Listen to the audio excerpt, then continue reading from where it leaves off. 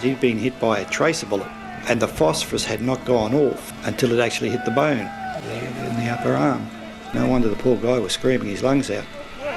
Hi, welcome to the channel. So today is the final part of my reaction to Battle of Long Tan documentary Vietnam War Danger Close from the channel Walsh Red Dune Films. Let's get to it. If Stanley dropped the artillery any closer, it'd be on top of us. It didn't matter. They just kept coming through it, climbing over their own dead and wounded to get to us.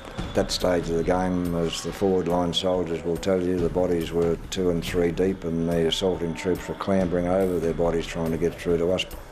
Very scary that these guys were so intent to get to us that they would go through artillery. The APCs continued to fight their way through the enemy.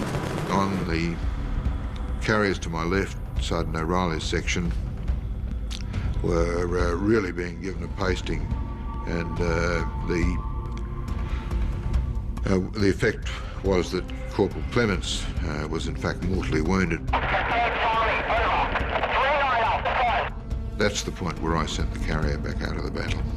And I can only say that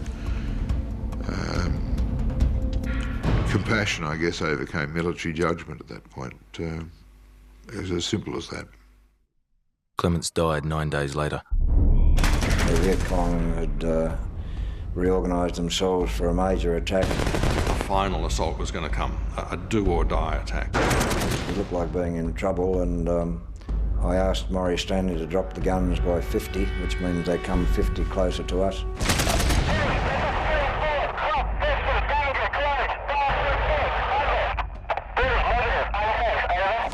The word came back down the line from the Task Force Operations Centre, we consider that is unsafe.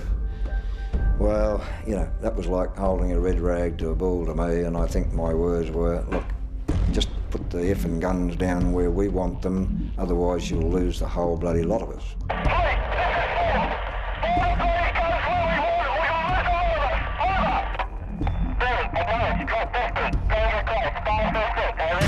I just got a little bit upset that people from somewhere else were trying to direct a battle we were involved in.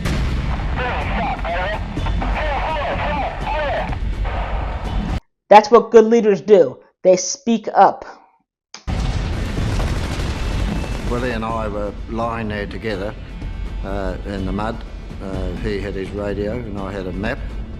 It was a competition between the enemy trying to get to us, the artillery keeping pace with the enemy, and us trying to shoot the ones that the artillery missed. I had nothing else to think about except controlling that gunfire. It was like a curtain of steel around the company that actually stopped the enemy from getting in. Well, it did. It did stop them dead, very literally. I can remember Harry gave the order, surround the wounded.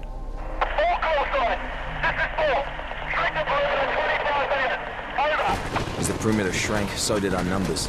Theirs grew. We were surrounded, and we were in pretty big troubles. There were literally thousands. We were ready to do something. I don't know what we were going to do, but we were ready to do something. Prepare for a last stand. Yeah.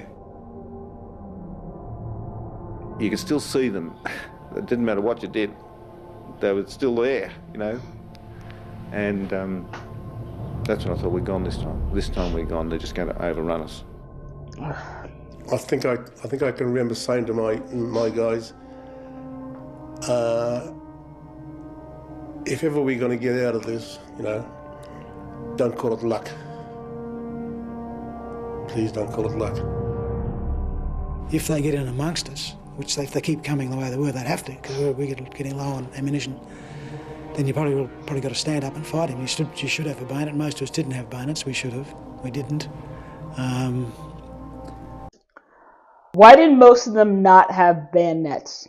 From what I remember reading, the soldiers that did not have bayonets were actually grabbing their entrenching tools, which are like mini shovels that you can actually attach to your rucksack.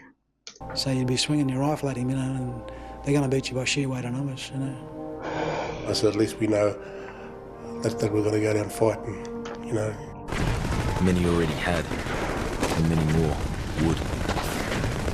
I heard a shout from one of the diggers, get Paul. So I glanced over and Paul's there, still just as if he was in his firing position, but he had his head down on the ground. And my first thoughts was, it's all got too much for him. He's just sort of frozen. Two of my diggers, one on either side of him, jumped up and dragged him back. So we raced over and I can still see his blue face. For 3.5 hours he fought, and for Private Paul Large, it ended there. I tell you, he wouldn't have felt anything because he was shot fair and square, right, literally, as they say, between the eyes. In the fading moments of daylight, our mates arrived. Whatever they say or whatever you think, if you weren't scared going up the hill into D Company, there's something wrong with you. Especially when you saw them all over in the far distance and they're all lining up and, you know, you're only a few people. You think, well, are we going to see tomorrow or are we going to... Because the unknown's a frightening thing. It wasn't long after that the APCs arrived, around about 7:10 on dark. It was such a psychological moment, if you can just imagine. We're expecting another huge assault and thinking they're going to get in very close to us this time. And I think I might, from memory, had 15 rounds left. And all of a sudden, we heard the roar of the engines. They came through maybe 100 yards up to my right, and then started firing the 50s as they were going along. And right across our front, the enemy just started to get up and go. I was very pleased to see them arrive, I can assure you. It was just at that particular time, at the critical time, when the armoured personnel carriers arrived, and I know they swept through our position with their 50s and 30s blazing away, and that was enough for the enemy. They just turned around and bolted. I was one of the few that jumped up and, like a cavalryman, waved his hand and said, "I'm over here," you know, saved me from the Indians and all this sort of thing. It sounds strange, but that's what some of us did. And in fact, some guy even got up and patted and kissed the side of an APC, you know, if you could imagine the mud and the shit that's on the back of an APC. But these things happen. I could have kissed every one of them, the APCs too. Willie tells me later he said a prayer or two, whether he included me or not, I don't know. He must have been smiling down on me. At that point, total silence, absolute silence. And there wasn't another shot fired. So I wonder why the Vietnamese were willing to run through rifle, machine gun, and artillery fire, yet the APCs and their 50 and 30 cals all of a sudden just stopped them in their tracks. It's just something interesting to think about why the NVA finally gave the order to retreat. It was unbelievable. Absolutely unbelievable. The silence. All the firing, all the guns, the rain, etc. And then suddenly, silence. Oh God, it was amazing. It was absolutely amazing. Eerie. The sound of the engines ticking as they cooled down was the loudest noise in the rubber plantation. It was just absolutely the sweetest music, I think, to my ears and to every other guy who was there. The battle had ended. My first thoughts, once I appreciated that the battle was over, to all intents and purposes, except for a bit of desultory firing here and there, the main thing was to get the wounded out. To the west of the rubber, there was some banana plantation, an open country that would be suitable for an LZ. As the dead and wounded were loaded within the silence that surrounded the battlefield, Alpha Company CSM Jack Ruffley and Lance Corporal Ross Smith crawled out among the dead and dying Viet Cong in search of Australian wounded. They found no one. And then in the pitch black, we walked away from the battlefield As we came out of the rubber into the area that had been selected for the LZ, we formed into a box formation. I can still remember that they put all of us who they could find, both dead and wounded, and they formed a great big perimeter around us. So we were very safe. One by one, the choppers descended into a landing zone on the edge of the plantation. It was just so dark, and the crewmen were looking out the sides, watching for trees and things like that, and we just descended basically into an abyss. So how many helicopters were actually based at Nui Dat? I can recall myself getting close to midnight that night after the whole battle, that I got picked up and put onto a chopper along with other wounded. A Huey, probably. And they were using other choppers for the guys who got killed, just using them as separate to the ones of us who were wounded.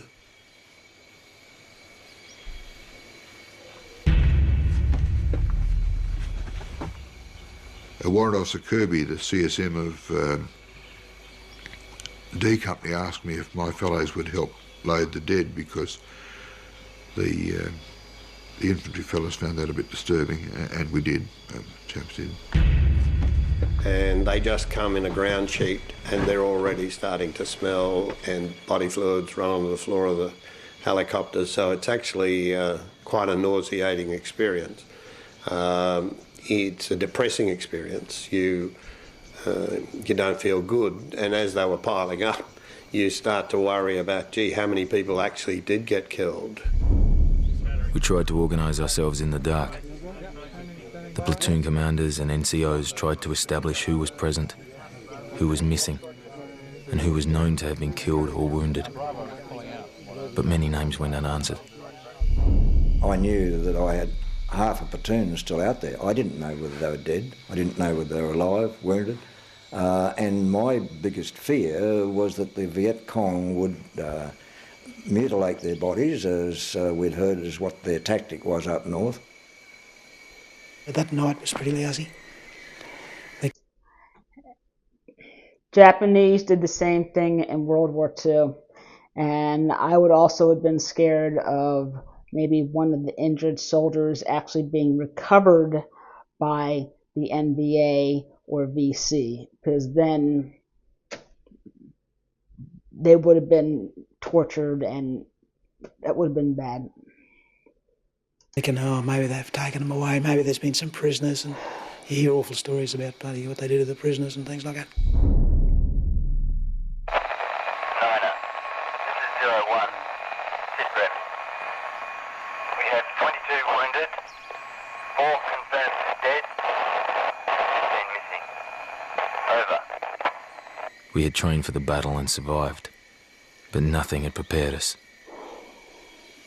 It was the longest night. I know when we bunked down, it's the first time I've ever slept with two guys. Jack Kirby, myself, and I think Geordie. We cuddled up together and slept. Sort of slept anyway, yeah.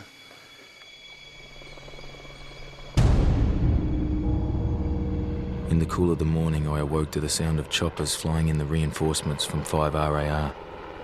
They were followed by Jackson in a single Sioux chopper, accompanied by another 2 Hueys carrying his staff and the task force photographer.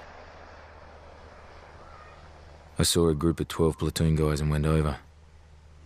There was a pile of ration packs and full water bottles on the ground. They were preparing breakfast. Bugger. They were tired but could still spare a laugh. They'd probably had no more sleep than I'd had. Next morning, it was suggested to me that I should take my company and go back to base and have a break, and I said, no way in the world. You know, my company, my soldiers are out there. I want to get in and see where they are, what's happened to them, and what we did, if anything, to the enemy. Early the next morning, the commanding officer had his orders groups, and it was basically Delta Company, we've got to go back in and assault into the battlefield. And Delta Company, you'll lead the whole battalion. There were our guys out there, and Harry insisted we go back into the rubber first to find our guys who were missing and look at the devastation we had inflicted. I didn't want to go in. At the time, we were told it was good for us. You know, we had to go back to the scene of the crime or whatever, that it was the thing to do. It didn't matter much who it was, I guess. It wasn't a very pleasant job. And we thought, well, wait a sec, you know, after what we've just been through, why don't you pick on somebody else to do that? You know, we've done it. We've done our bit, so to speak. We've had it.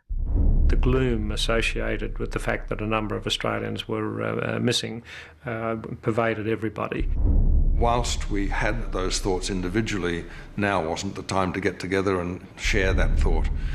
Our thought was, let's find 11 platoons position and let's get retrieve those bodies.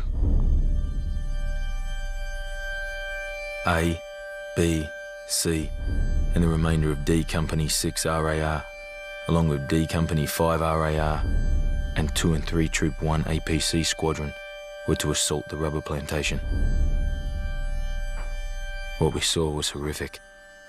What we had faced, terrifying. The thing that always I remember clearest was such a bloody great day. It was a good, really bright, shining morning, you know. And you walked in and all of a sudden we started to find these bodies. They were everywhere. You couldn't believe it. It was just, there were dead bodies everywhere. And parts of dead bodies and, you know, all sorts of things because the artillery had fired all night after the battle. And, you know, it was a real shambles. Carnage. Yes, there were bodies lying all over the place. It was pretty bloody. Most of the rubber trees had been cut down mainly by the artillery fire. White latex rubber running down from the rubber trees where the bullets had gone through. There were bodies everywhere. You think, how in the hell did they ever do this? You really do. Like the battlefield was only small. I know that surprised me. I thought it would have been some huge, massive area. I guess it was maybe 2 football fields. That's all it was. It was nothing large. What we saw at that stage was absolutely astounding because it was utter devastation and carnage. We had never seen a battlefield like it before. Well, we passed through this, what I call the cemetery of death. It was just something that you would not... It was just like a World War I scene. It was just decimation. It was the trees were splinters, the bodies were bits and pieces. And the first dead that we came across were 3 fellows in greens who had no boots on, and they had a 60mm mortar. They had been, because of the rain, basically they'd begun to wash into the ground, or the red mud had come up, so that they looked as though they were being absorbed by the earth. A lot of the enemy, they weren't old men. There was a lot of young kids like us. And amongst all the debris on the ground were bodies and limbs. And in fact, I came across one VC that had no head, no limbs. He's just his torso. He'd been ripped apart, and it's just a torso lying there. Others, there was bits of body around and stuff hanging out of trees. And it is starting to go putrid. The actual Viet Cong, you know, and some of them just blown to bits with the artillery that had come in. You know, just shells for heads and nothing in it. Stuff like this, you know, limbs here and there, and again, and so hot and humid. The stench was...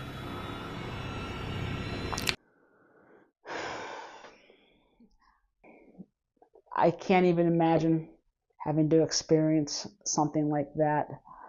I mean, this is the kind of things that are probably in their nightmares, images that they will never forget. Yeah. No, it's not an area I find easy to go back to, because there was lots of bits of people.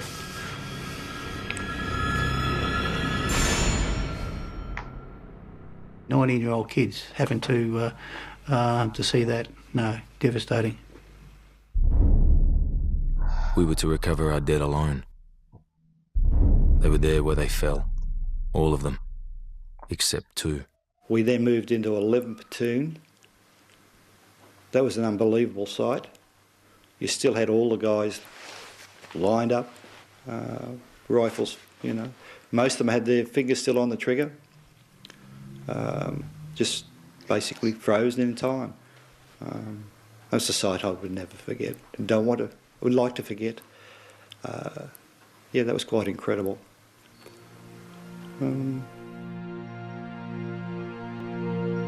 13 of our mates lying in the mud, still.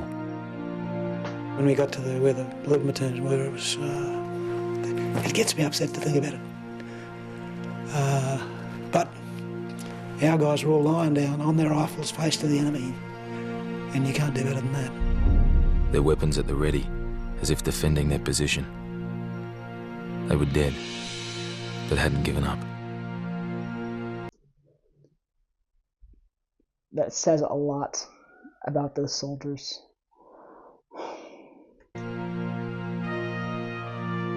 And I remember the platoon commander who was dead. He was slightly to the right and forward of that line. Then, leaning against a rubber tree, weakly waving his hand, we found Barry Custard Mellor alive, shot through the mouth and arm, waiting as we approached.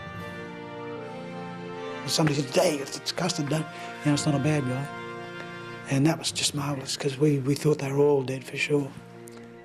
There were yells and calls of greetings, to which he replied, "You took your fucking time, didn't you?" And he was not best pleased, I think, as I remember, from having been left behind.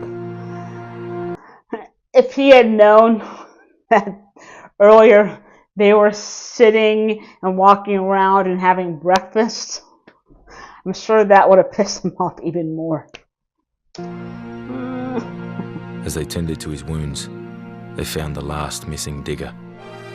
And I heard this voice calling out, "Sergeant, Sergeant Buick." Anyway, I thought, shit, you know, who's this? Well, I raced over and there's Jimmy Richmond. Alone on the battlefield, Jim Richmond had survived the night. Jimmy Richmond should never have survived because he had blood in his lungs and theoretically he should have drowned in his own blood, but he didn't. So Jim was lucky in more ways than one. A couple of times during the night I yelled out for a medic, but I got shot at a couple of times, so I shut up and didn't bother calling out anymore. So I rolled over in the mud to try and use that as a packing to try and stop the flow of blood. I thought I was going to die of thirst more than anything else because I used up all my water and there's a bit of mud around that tried to get some moisture out of, and basically just sort of tried to wait out the night. Well, that's most probably the first time as a 25, nearly 26-year-old ever cried in the army. I was happy to see them. I wouldn't kiss him because he's too ugly. But no, it was good to see them. Lying on his face in the mud all night in the rain, he's still alive. Incredible. Yes, it's salutary. How they survived the night, the spirit of man, I guess. I don't know. Because I don't think Jim and Custard were too religious. They were airlifted out. Jim Richmond woke up in hospital to the voice of a priest, reading him his last rites.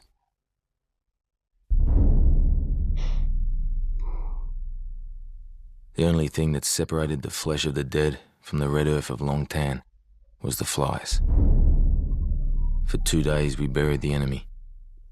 When General Westmoreland arrived to inspect the battlefield, he turned to a group of diggers standing in the filth and said, "You've done a good job, fellas, but this is the dirty part."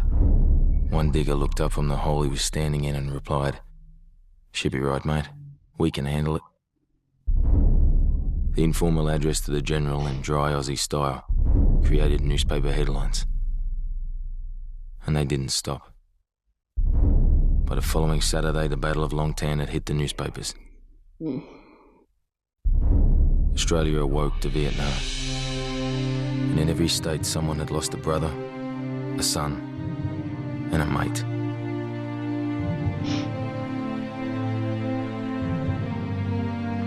Among the 17 men who died on the battlefield that day was Private Paul Large.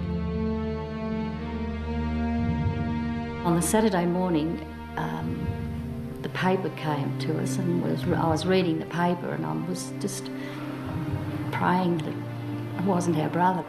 The day we found out about it, I'd heard on the radio that so many of the boys had been killed. Dad just walked in and he looked like he was going to die. Mum just turned away, just turned straight away and started to cry, and she just lost all life, it seemed like. She just, it was just a horrible thing. From a family of 5 sisters, he was the only son. His fiancée was waiting for his return. Because Paul was working on the land, he could be exempted. And when we told Paul that, he wouldn't have it. A bar of it. Because he a few just of said, his friends... my number came up and that's it. And a few of his friends had also been called up Very good at friends. the same time, really close friends, and he said, no, if they're going, so am I. But as it turned out, he was the only one who passed the medical out of all his friends. He spent his 21st birthday on a plane leaving Australia, stopping in the Philippines and landing in Vietnam. When they had the final march through Brisbane, before they went to Vietnam, the crowds were lining the streets and they were marching along, and Paul heard somebody in the crowd sing out, "Good on you, dig." And he wrote in a letter to Mum, when that man yelled, "Good on you, dig," he said, "I felt very, very proud to be an Australian soldier." He really was. He really was proud to serve his country.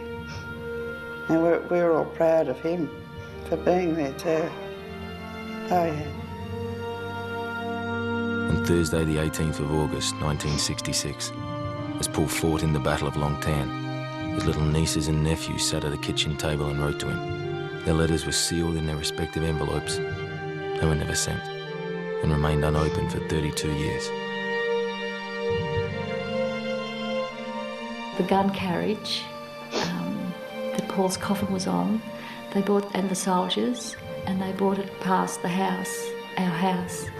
And I can remember Mum walking through the house, opening all the doors so Paul's spirit could go into the house.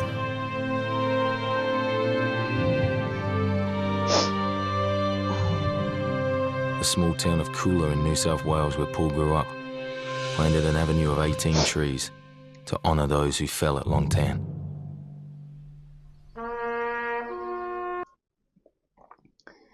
At Fort Stewart, where I was stationed, I forget what it's called, Avenue of Heroes. But anytime one of the 3rd Infantry Division soldiers had died in Iraq or Afghanistan, then there would be a ceremony where they actually planted a tree in their honor. And there are a lot of trees. Once I did have the honor of actually getting to be on one of the crews to actually help set up for the event as well as take down. And that was actually the only ceremony I actually got to witness, but it...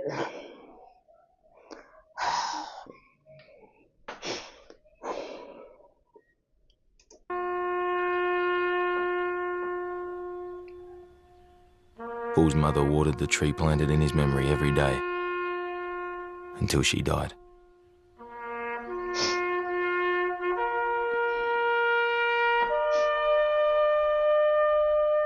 It is the tallest tree in the avenue.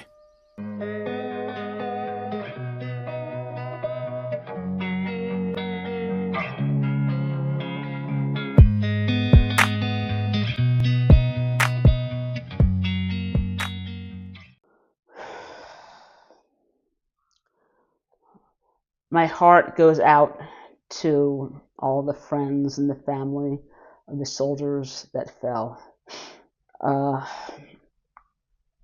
The Battle of Long Tan will forever stand out as an example of courage and commitment.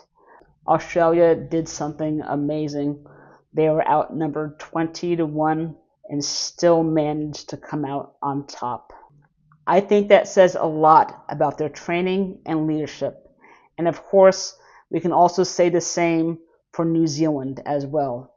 As I said in part 1, artillery is the king of battle. My utmost respect to all the Vietnam veterans. If you do want to watch Lieutenant Sable and I think Sergeant Buick go back to Long Tan and actually meet up with some of the NVA commanders, then I'll go ahead and put a video right here. This is a playlist all about the Australian military, and this is Cold Chisel's Caisson. Thank you for watching, lest we forget.